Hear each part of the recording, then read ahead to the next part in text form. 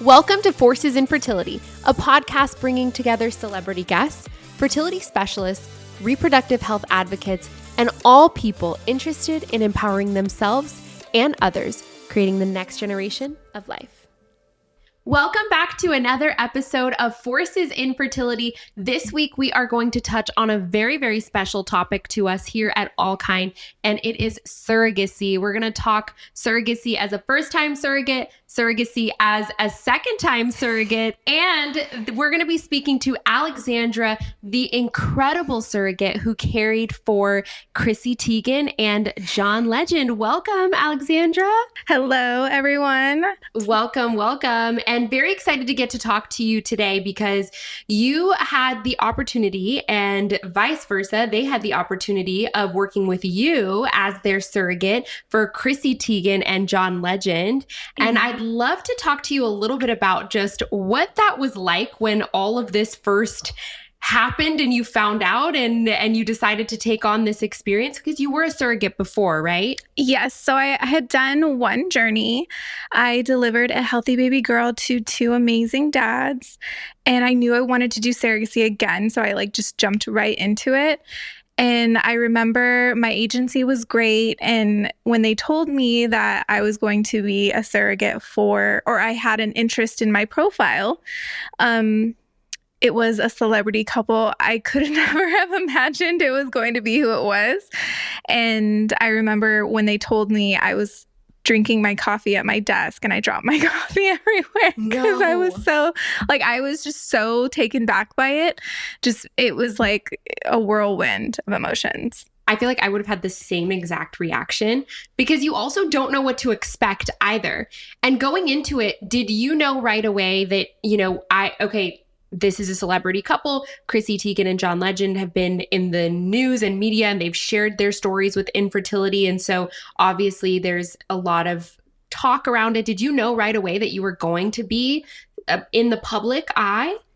No, I felt like everybody had kind of decided that it was going to stay very private until towards the end of the pregnancy and the delivery. They approached me and asked if I was comfortable with coming out publicly. And after letting it resonate for a little bit, I decided, with my partner that I wanted to use, this journey to bring awareness to surrogacy, but also to stop the spread of misinformation and stop the stigma surrounding it. What is I know now, going through your surrogacy journey in such a public way towards the end, like you said, what are some of the misconceptions and the things that people have reached out to you and said that you just can't even believe that is something that people think? I think a lot of people are assuming that because I carried for a celebrity couple that I'm a millionaire now. Oh, yeah. I'm definitely not a millionaire. Okay. That there's contracts involved and, there's protection on both sides. But no, I am not a millionaire. Yeah. Make millions of dollars carrying this baby. I think another misconception is that they treated me like I was below them or I was just their employee, when it couldn't have been further from the truth. We did have, and very much still do have, a very great relationship. And I don't know if this is as well known, but they named their son after me. So I feel like that is another big misconception, is that, it's just strictly business when it can go so much deeper than that. What was that moment like when you found out that they ended up naming their son after you? Because for a lot of people that go through this experience, you build a bond with the family that you work with. But, at the end of the day, it's their child and they get to go on with their lives. And you're this really big part of their journey, but it's only for a certain amount of time. And then they have, the rest of their lives onwards. But to know that there's a piece of you that's going to always be carried out through this child's life, what was that moment like? I think I've always just loved the sense that, the small part I play in each of my surrogate babies' lives is that I carried them for a short time. I kept them safe. And then I brought them into the world with their parents eagerly waiting for them, So I always carry that with me. But having Wren be named after me was one of the most precious moments, because nobody's named after me, so not even your own kiddos? Not even my own daughter is named after me. So it's very special. And, I feel honored by it. I feel like in that moment too, when you deliver the child, there's so much going on in that room and in the delivery, and a lot of surrogates that have gone through the All Kind experience or just surrogacy in general talk about that moment being the moment in the journey. Of course, the pregnancy and getting to give them the updates and everything is huge, but that moment when you deliver the baby and then you hand this baby back to their family, which by the way is not biologically related to you in surrogacy, which is another huge misconception, but you hand that child back to their family, and you had the opportunity to carry for them, and they trusted you, and now you get to hand it back. So take us back to that moment in that room when you delivered this child, and there is John Legend and Chrissy Teigen in the room, and probably a bunch of nurses and doctors. I was really excited leading up to it. It had been quite a journey to get to that point. So I was really, really excited, but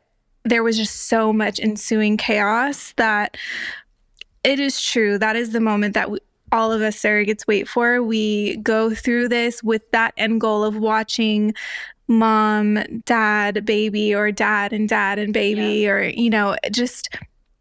it is the biggest reward and the most fulfilling thing I think I've ever done, next to giving birth to my own child. But just, laying there and trying to focus on delivering this baby. And I look over and I just see, John Legend right there staring, I can't imagine that moment. It was like, I could have sworn I saw him leave, but I was so focused, and, it was such a doubly beautiful moment watching them reunite with their son, And while there's the beautiful side of surrogacy too, and the part that you get to experience of giving a child to a family and getting to be involved in such a profound way, there are also other parts of this where you as the patient, you as the pregnant person in this journey go through a lot. Is there a part of that journey that, you wished was more talked about? I feel like, because you are the surrogate, doctors sometimes don't know how to navigate that. You are the patient, but you are not the mother of this child. Mm-hmm. So I feel like because of this, doctors really don't know how to approach it. Whereas, it could be a collective thing. It doesn't need to be very one-sided. Mm-hmm. Like you both, the surrogate and the actual mother of the child, can be in a room together, feeling comfortable, being united. Mm-hmm. But when you're talking about very private things, STD history, or and your intended mom is sitting right there, it can get a little awkward and intimidating. Yeah, and intimidating, but it's this is a very transparent thing. You guys are in a committed relationship together to bring this baby earthside. So I feel like the way that surrogacy is treated in the medical field can be a little updated. Yeah, absolutely. And that goes for the perception in the media too of this journey and your role in this process. And I think these conversations, one of the things that we're excited about having more conversations like this is that people know that, this is your pregnancy at the end of the day too, and to advocate for yourself and to ask the questions if you have them, and to know that you are also a patient in the room as this process and journey is going on. And I always love hearing your story and hearing how, you had gone through it once before too. So you already kind of knew what to expect. But for people that are going through it the first time, do you have any advice of something that you would say, I wish with my first time or even my second time that I would have done this or known this? I wish I wasn't so intimidated by the doctors and the nurses, the IVF clinics. I wish I would have, used my voice and spoken up and not fear any, repercussions or I want to be the best version of myself. I want to be the best surrogate I can be. They're trusting me with the well-being of their child. So I want to, but that doesn't mean that I have to compromise my comfortability to make that happen. So I just wish I would have used my voice. And if something's making me uncomfortable, speak up on it. If something doesn't feel right, say it. Don't be afraid to keep your opinion to yourself. Exactly.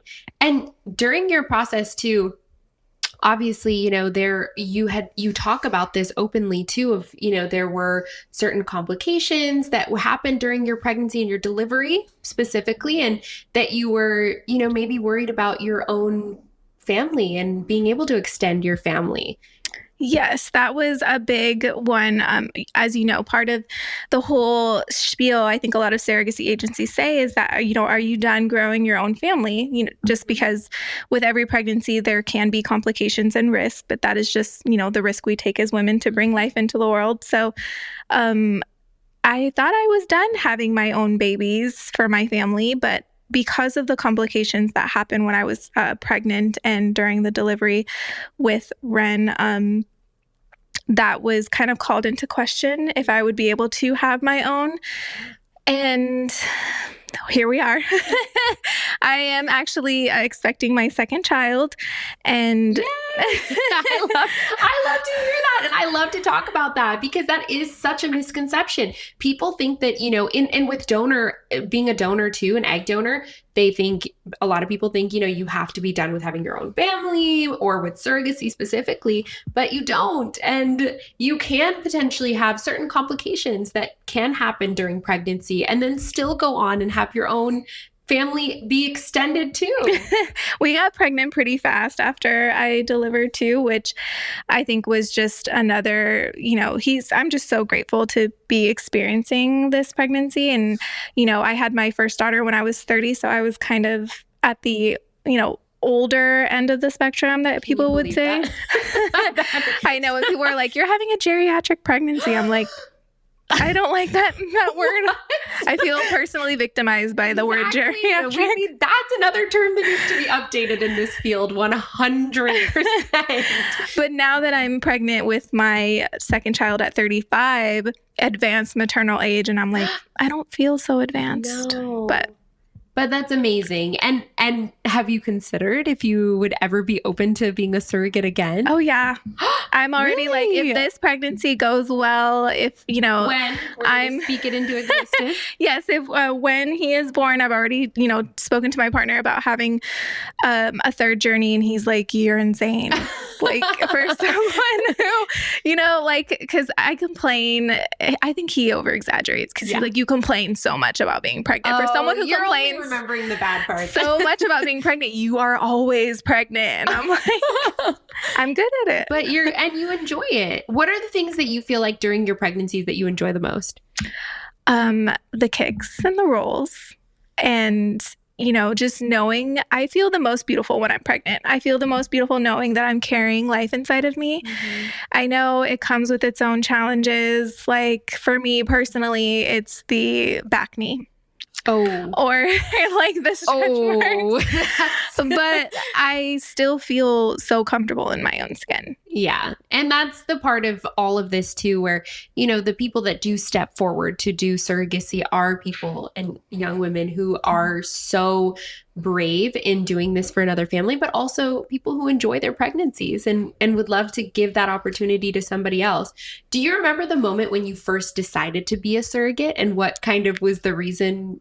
I do. I remember I was speaking to a family member about, she was like, you should donate your eggs. I think you're so beautiful. You should totally look into it. And I was like, I don't know if that's a route that I would take. But then looking into egg donation, I did come across surrogacy, and I had already had my daughter and I had a really easy pregnancy with her. So I was like, I could totally do this. I could totally be pregnant for someone else and help them, have the baby they've always wanted, but help my family financially as well. Yeah. And to me, it was a win-win. So it was a really easy decision. Convincing my husband was another journey, but it was, eventually he came around and it was the best decision that we ever made. Do you remember what it was, like how the conversation went with him too? Because I think a lot of people that are listening into are maybe potentially in that stage right now where they've decided that this is maybe the right path for me and I felt really comfortable. But now I have to then convince the people around me too, because you want support and you want everybody around you to be behind you and supporting you through this. Right. I mean, it was very much when I brought it to his attention, he was like, nope. That's weird. We're not doing that. What was his biggest reservation? I think he just thought it was weird that I would be carrying someone else's child. Yeah. Which I totally understood. But, you know, I was like, I kept bringing it up to him and I respected his decision, but I kept bringing it up because I'm like, I just want you to know this is something that really means a lot to me. Mm-hmm. Eventually, he came to me. He was a dad before we met. So he was a young dad. And he just sat down next to me on the couch one day and was like, you know, the part of who I am is a father. And I could never imagine a day or a time where I wasn't a dad. So I think if we could help someone do this, we should, because I can't imagine a world where I wasn't a dad. That is so beautifully put, and something that oftentimes in the stigma and the hate and the misunderstandings of what third-party fertility is and what egg donation and surrogacy is, you forget that there's people on the other side of this that just want so badly to experience having a family. And while they have a family, but there's a piece of it that's missing for them, and that's having a child of their own. And through surrogacy and through egg donation and sperm donation, people get to experience that joy of having a family and extending their family, like you've gotten to experience now with 2 different families. Right. And that's huge. And I wish that was discussed more. Yeah, I think he looked deeper than his own reservations and thought, if I couldn't be a dad, who would I be? And he's like, I love my children so much and I can't imagine a world where they're not in it. So eventually, you know, after having that conversation, and now he's my biggest cheerleader, and he is like, yeah, if you want to do another journey, let's do it. And I'm just like, thanks. See, it just took 2 amazing surrogacy journeys for him now to be like, all right, I trust you. This is the right path for us. Exactly. And once you start, I think then you go into the process and maybe it's not as scary as being on the outside too, of thinking about starting a journey like this and wondering, you know, what is it going to be like? What is my connection with the family going to be like? And do you feel like there's a lot that kind of is on the surrogate that is like an opportunity where you get to kind of make a lot of those decisions? I feel like my past 2 journeys have prepared me so much. And I've learned, thinking back to my first journey, I was so green. Yeah. I didn't know anything. I just literally went with the flow. That's just kind of how I describe it. Now, being an experienced surrogate and having, you know, another amazing journey, I know so much more than I did. And I feel like even my husband is like, has just seeing his knowledge extended, you know, because he's been so a part of this with me. So he'll be like, okay, well, if you want to do another journey, how many embryos do they have? Are they tested embryos? Like, you know what I mean? Like, he knows things now that I'm just like, okay, but you know, okay, you have all the knowledge. You can come to the meetings with me and let's ask these really important questions. He has his like list on his phone. And I love that. And now, you know, you've talked about how now with this platform, you're really excited to be able to have more of these conversations, inform more people about this opportunity. What was that like that first time where, you know, Chrissy Teigen came to you and was like, okay, we are going to publicly speak about this. You are going to have a platform. What was that moment like for you when, you know, it was announced that you were Chrissy Teigen and John Legend's surrogate, and now you have all these followers and press and having to rent cars to go meet them? I think it was a little overwhelming in the beginning because I went from having like 200 followers to having like almost, you know, 30,000, and having people reach out to me, you know, who weren't so nice and who didn't have a great opinion about surrogacy. It was something that I had to learn to navigate, you know, going from being unknown to being known. It takes a little bit of an adjustment period, but I was grateful that I was given this platform because I want to spread awareness about surrogacy and how beautiful it is, and stop the spread of misinformation and break the stigma and stop the misconceptions that surround it. Mm-hmm. And there is still a lot of work that, we need to do as a community within this space. And I think one of the things about when we decided to create All Kind, it was really about having more of these conversations, giving more resources to people who are interested in the benefits of surrogacy and egg donation, and to now be able to continue to give them more different perspectives of someone who's not only done a surrogacy journey that maybe is more traditional, but then also, the big in the media kind of big public way too, and getting to share your experiences. And I hope that we can continue to have you back on here and get to follow along on your journey. And I hope next time you're here, we're talking about your third surrogacy. Yes. I mean, thank you guys so much for having me. I love what you guys are doing and bringing awareness to egg donation and surrogacy and normalizing it, because in this day and age, it should be normalized. It should be, and it will be. And we're going to make sure that we continue to have these conversations, continue to have more guests, but truly from the bottom of all of our hearts, we're so thankful that you came and had this chat with us. And I can't wait to continue to follow along your journey and to get to see what you ultimately do with this platform that you've been given now, and being able to spread your positive energy and your commitment to this community is so special and profound, and it's very appreciated. Thank you. So thank you so much, Alexandra. And thank you all for tuning in to another episode of Forces in Fertility. We're so excited to have you back again next week. So stay tuned for another really special guest. Thank you guys. Bye.